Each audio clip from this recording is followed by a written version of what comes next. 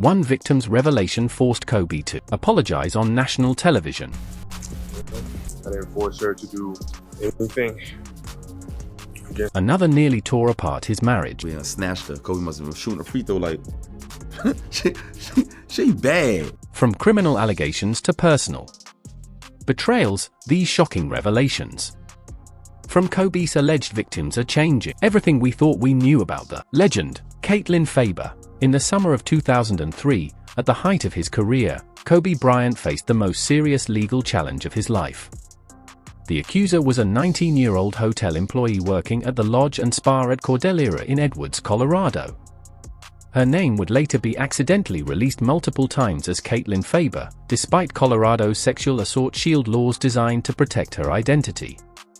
The events that unfolded on June 30, 2003 would forever change both their lives and cast a long shadow over Bryant's legacy. What began as a routine hotel tour given to the NBA superstar who was in Colorado for knee surgery would escalate into one of the most high-profile sexual assault cases in sports history. According to the detailed police reports and court filings, Faber described an encounter that started consensually but quickly turned violent. She alleged that after giving Bryant a tour of the luxury resort property, she voluntarily entered his hotel room where they initially engaged in consensual kissing. However, her account to police painted a disturbing picture of what happened next. Bryant allegedly grabbed her by the neck, bent her over a chair, and proceeded to assault her despite her repeatedly saying no and attempting to leave the room. The physical evidence was compelling and disturbing. A sexual assault examination conducted on July 1, 2003 revealed what hospital staff described as countless vaginal lacerations consistent with forceful penetration, bruising on her neck and jaw, and her blood confirmed by DNA testing and determined to be non-menstrual found on Bryant's t-shirt up to the waistline. The forensic evidence appeared to corroborate her claims of violence during the encounter. When questioned by Eagle County Sheriff investigators on July 2, 2003, Bryant's initial response was to completely deny any sexual encounter had taken place.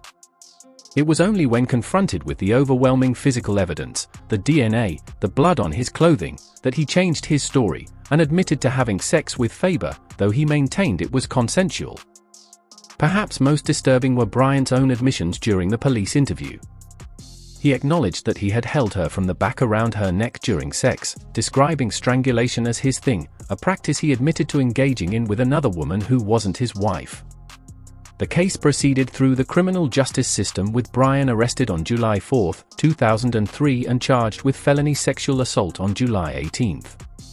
The potential consequences were severe.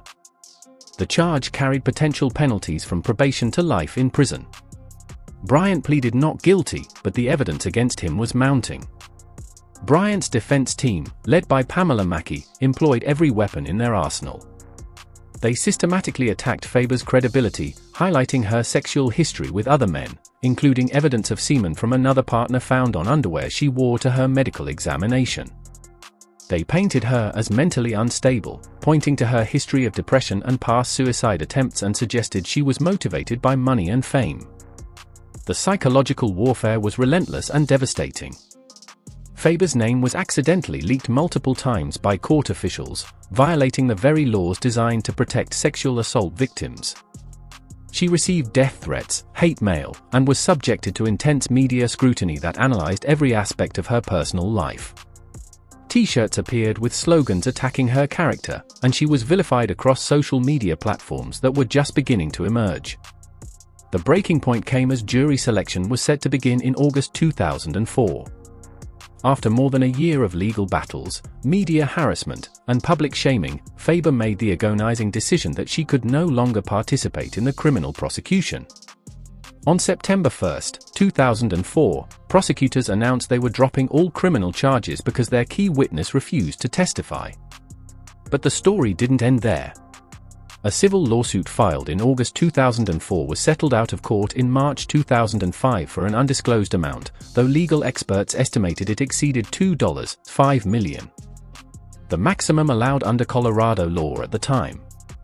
In a carefully crafted public statement, Bryant issued what many considered a non-apology apology. I didn't force her to do anything against her will. But later, he would acknowledge the victim's perspective. Although I truly believe this encounter between us was consensual, I recognize now that she did not and does not view this incident the same way I did. After months of reviewing Discovery, listening to her attorney, and even her testimony in person, I now understand how she sincerely feels that she did not consent to this encounter. The impact on Bryant's career was immediate and severe. He lost major endorsements, including McDonald's and Nutella, and his jersey sales dropped significantly. Marketing experts estimated potential losses over $100 million in earnings. However, the long-term consequences for Faber were far more devastating. She disappeared from public life, her musical aspirations forgotten, her identity forever linked to one of the most controversial cases in sports history. For Faber, the cost was immeasurable.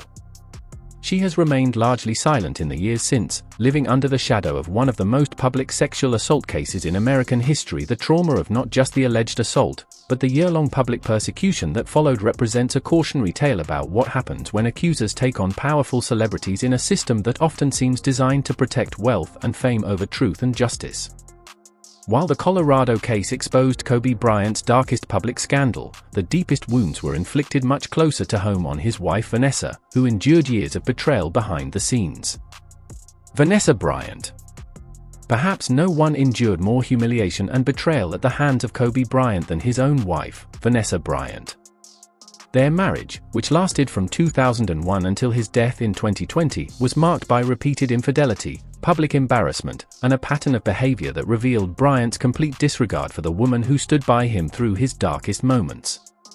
The first major crack in their marriage became public knowledge in 2003 when Kobe's sexual assault case in Colorado forced him to make a devastating admission. Standing beside Vanessa at a press conference, he confessed to adultery while maintaining his innocence on the assault charges. I didn't force her to do anything against her will. I'm innocent. I sit here in front of you guys, furious at myself. So I sit at myself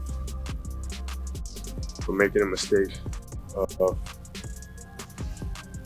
adultery. He even apologized directly to her. She's backbone. You're a blessing. You're a beat to my heart. You're the air I breathe. You're the strongest person I know. I'm so sorry. Having to put you through this, having to put up. He even apologized directly to her. What the public didn't know then was that this wasn't an isolated incident, but rather the first glimpse into what would be revealed as a pattern of serial infidelity spanning their entire marriage. The Colorado case was just the tip of the iceberg in what sources would later describe as a systematic betrayal of his wedding vows. Vanessa's response to the Colorado scandal set the tone for what would become a recurring dynamic in their relationship. She stood by him publicly even as the intimate details of his encounter with another woman were dissected in court and media. Reports suggest Kobe gifted her a $4 million 8-carat purple diamond ring shortly after the scandal broke. What media dubbed an apology ring, establishing a pattern where expensive gifts would follow revelations of infidelity. But the 2003 case was far from the end of Kobe's extramarital activities. According to multiple sources and court documents from their eventual divorce proceedings, the cheating continued and escalated over the years. Reports suggest that Vanessa had learned to tolerate the infidelity, often placated by lavish gifts and Kobe's promises to change. Promises that, according to sources, he would laugh off privately. Vanessa filed for divorce on December 16, 2011 in Orange County Superior Court, California, officially citing irreconcilable differences. However, multiple media reports and insider accounts at the time attributed the split to Kobe's repeated extramarital affairs. The timing was strategic, exactly 10 years after their wedding, aligning with California law that provides indefinite spousal support after a decade-long marriage. The scale of Bryant's infidelity was breathtaking. Tabloids reported that Vanessa believed he had cheated with over 100 women total, estimating at least 10 affairs per year since their 2001 marriage, amounting to around 105 conquests. This figure was attributed to Vanessa confiding in a friend. Vanessa estimated that he was averaging at least 10 affairs a year with different women over the course of their marriage and puts his number of conquests at 105. The lies and deceit hurt, of course, but racking up those kinds of numbers is mind-blowing and left her devastated. The specific affairs were as varied as they were numerous. Reports claimed a long-term affair with a young cheerleader, possibly a Laker girl named Vanessa Curry, allegedly starting in 2008 and lasting over 3 years. There were rumors of affairs with Filipino actress Michelle Madrigal, unspecified Playboy playmates and female rappers. Online forums discuss photos of Kobe with women in Beijing and China, alleging he had a preference for Filipinos, Asians, Latinos. One of the most inflammatory claims was that Kobe had introduced a mistress to their daughters, then ages 8 and 5, which insiders said was a major breaking point for Vanessa. The betrayal of bringing his infidelity directly into their children's lives represented a new low in his disrespect for his family.